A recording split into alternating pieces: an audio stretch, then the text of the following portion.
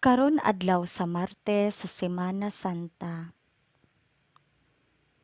Gihatag ni Jesus ang iyang katapusang pasidaan ngadto kang Judas nga ang yawa buot musakmit sa iyang kasing-kasing.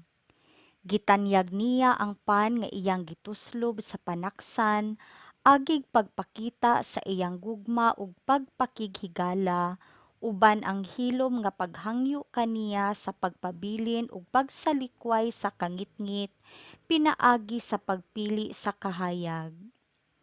Sa dihang gidawat ni Judas ang pan, gisalikway niya ang gitanyag ni Jesus nga gugma ug kahiusahan.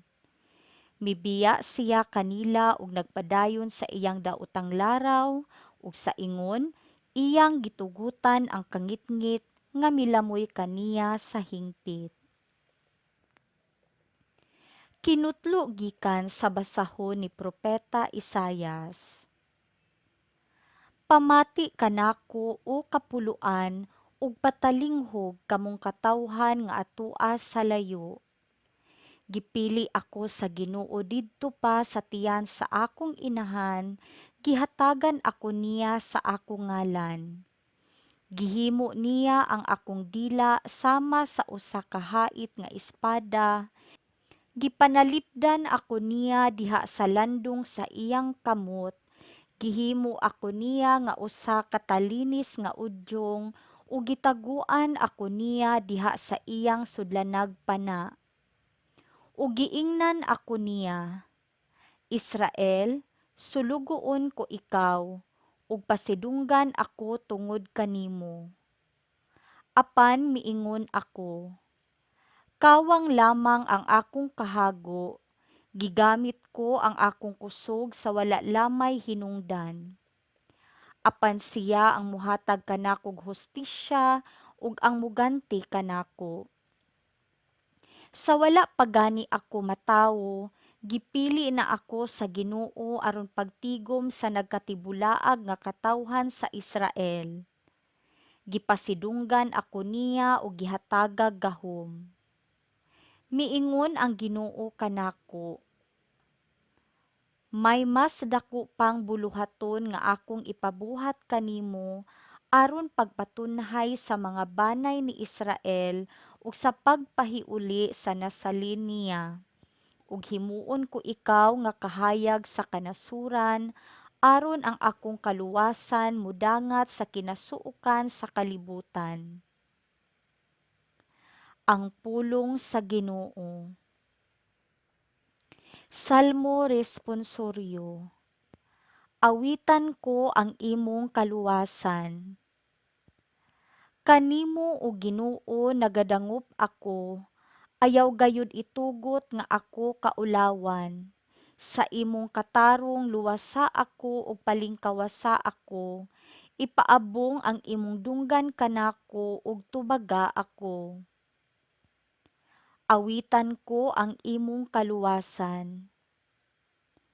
Pagpakahimong akong matuod nga dalangpanan, usa ka kuta nga manalipod kanako, kay ikaw man ang akong bato ug akong kuta. O Dios ko, luwasa ako sa kamot sa dautan. Awitan ko ang imong kaluwasan. Kay ikaw ang akong kalauman o Ginoo, ang akong gisaligan o Dios gikan sa akong kabatan-on. Kanimo nagasalig ako sukad sa akong pagkatawo, gikan sa tiyan sa akong inahan, ikaw ang akong kusog. Awitan ko ang imong kaluwasan. Magsangyaw ang akong baba sa imong katarong, adlaw-adlaw magsangyaw sa imong kaluwasan. Bisan wala ako mahibalo sa ilang gidak-on. O Dios, gitudloan mo ako sukad sa akong kabatan-on ug hangtod karon magasangyaw ako sa imong mga buhat nga katingalahan. Awitan ko ang imong kaluwasan. Kinutlo gikan sa Ebanghelyo sumala ni San Juan.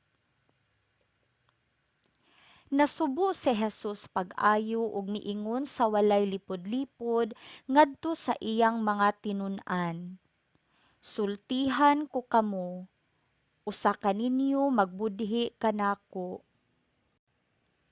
Nagtinan-away ang mga tinun-an ug nahibulong pag-ayo kun kinsa kaha ang iyang gipasabot. Usa sa mga tinun-an nga gimahal ni Jesus naglingkod tupad kaniya.